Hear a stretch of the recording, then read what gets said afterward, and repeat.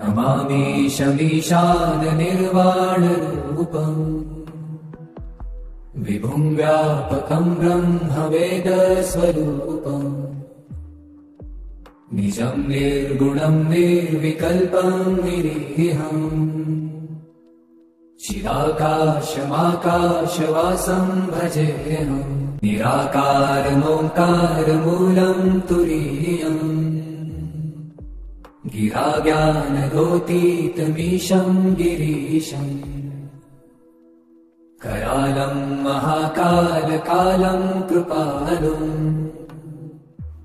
गुणागारसंसारपारं नतोऽहम् तुषारात्रिसङ्काशगौरं गभीरम् मनोभूतकोटिप्रभाश्रीशरीरम् स्फुरन्मौलिकल्लोलिनी चारुगङ्गा लसद्भालबालेन्दुकण्ठे भुजङ्गा चलत्कुण्डलं भ्रूसुनेत्रं विशालम् प्रसन्नाननं नीलकण्ठं दयालम् मृगाधीशचर्माम्बरं मुण्डमालम् प्रियं शङ्करं सर्वनाथं भजामि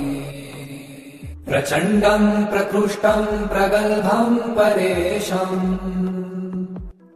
अखण्डम् अजं भानुकोटिप्रकाशम्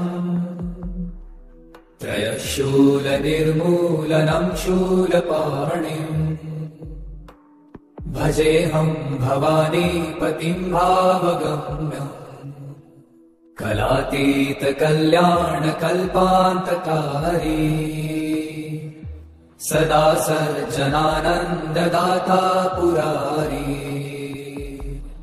चिदानन्दसन्दोहमोहापहारी प्रसीद प्रसीद प्रभो मन्मथारी न यावत् उमानाथ पादारविन्दम्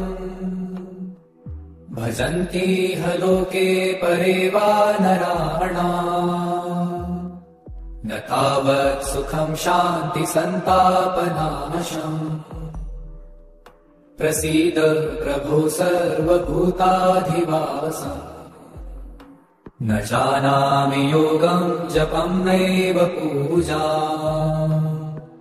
न तोऽहं सदा सर्वदा शम्भुतुभ्यम् जराजन्म दुःखौघतातप्यमानम् प्रभो पाहि आपन्नमामीश शम्भो।